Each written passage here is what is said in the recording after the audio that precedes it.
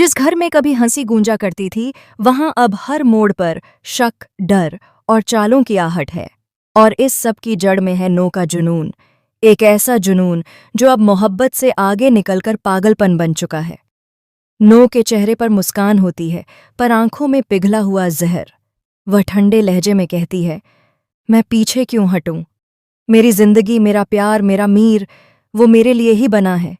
वो मेरी शादी किसी और से नहीं होने देगा, खासकर उस रमन जैसे घटिया इंसान के साथ तो बिल्कुल नहीं।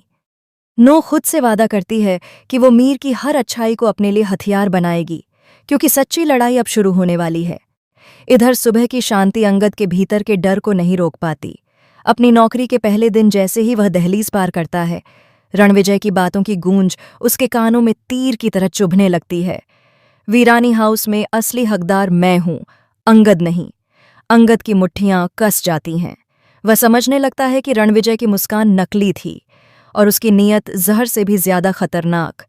दूसरी तरफ ऑफिस में तूफान खड़ा हो चुका है।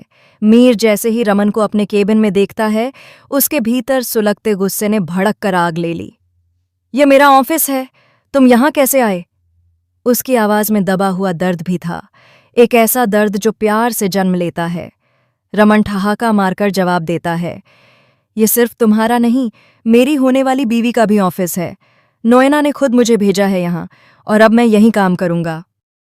मीर के दिल की दुनिया एक पल में हिल जाती है।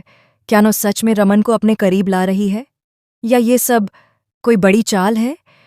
इस बीच घर में अंगद अपने भाई से अब कुछ भी छिपाना नहीं चाहता। वह सच फेंक देता है उसके सामने, किसी हथियार की तरह। रणविजय पापा को धोखा दे रहा है। ये शादी सिर्फ एक जाल है।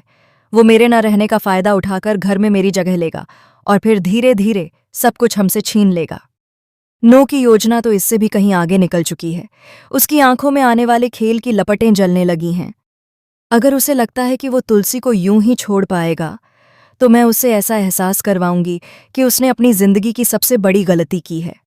वो चाहे कितना भी बड़ा खिलाड़ी क्यों न हो, खेल मेरे हाथ में है। घर में अब डर और शक का धुआं फैल चुका है। शोभा कहती है, अब रणविजय के हर कदम पर नजर रखनी होगी। उसके खिलाफ सबूत चाहिए। जासूस हायर करो। असली सच्चाई अब सामने लानी ही होगी। तुलसी, एक माँ, टूटते दिल के साथ भी अपनी बेटी को बचाना चाहती है। वह मजबूरी में यह युद्ध लड़ने को तैयार हो जाती है, क्योंकि उसे पता है अगर उसने चुप्पी साधी तो उसकी बच्ची की जिंदगी हमेशा के लिए अंधेरे में दफन हो जाएगी।